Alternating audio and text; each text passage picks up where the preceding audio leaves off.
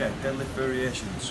We're going to show you conventional from the floor, sumo from the floor, rack deadlift, stiff leg deadlift, and RDL.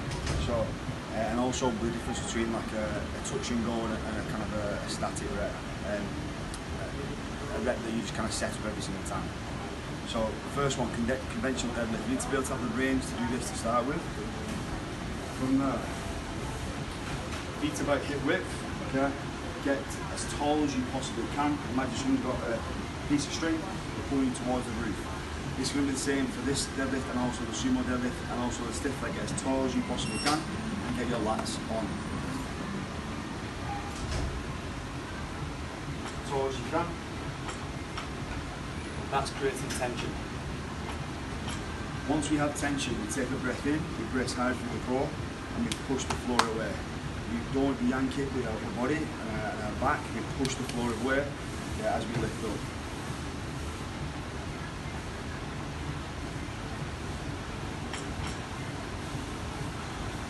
Breathe out, then on the way down, again, engage your lats nice and tight to the core, hips go back, and tight.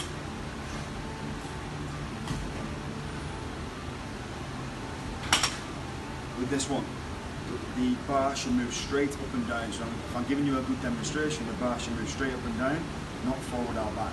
That's the same with every deadlift. That's the conventional deadlift. Sumo deadlift is going to be a wider stance, okay, with the feet slightly turned out and hands inside the knees. As tall as possible. Breathe out. Hips back a little bit. Squat there. With this one compared to the conventional deadlift, there's not as much hinge on the way down and there's more squat because the feet are turned out, so the knees aren't going to travel as far forward over the toes.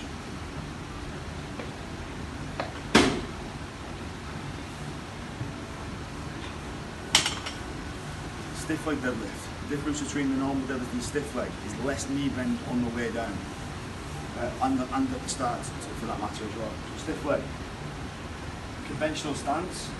If this is conventional when the knees are over the bar, you're nice and tall. Stiff leg is more here, so more hamstring glute focused. From the same tension, tall. And from there. On the way down, your hinge to start with is the same, but as we get past the knees, there's less knee bend.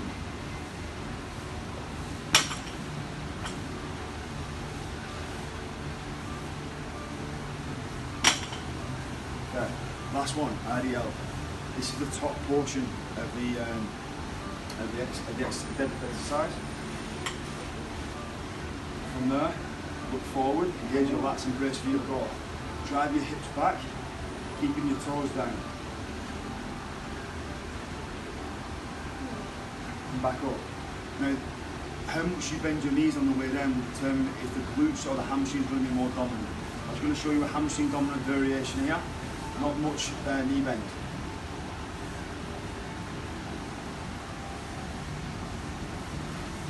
Now a glute dominant variation, more knee bend.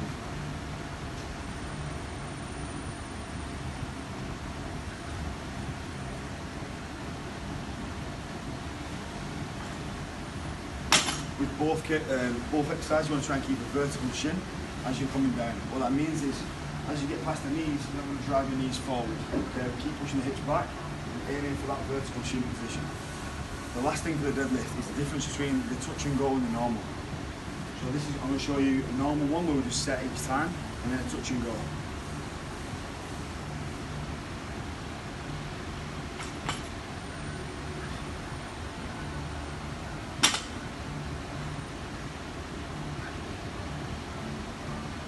Okay, now touch and go.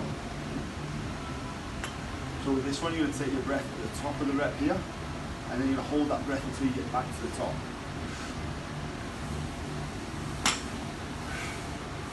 Breathe in, get tight.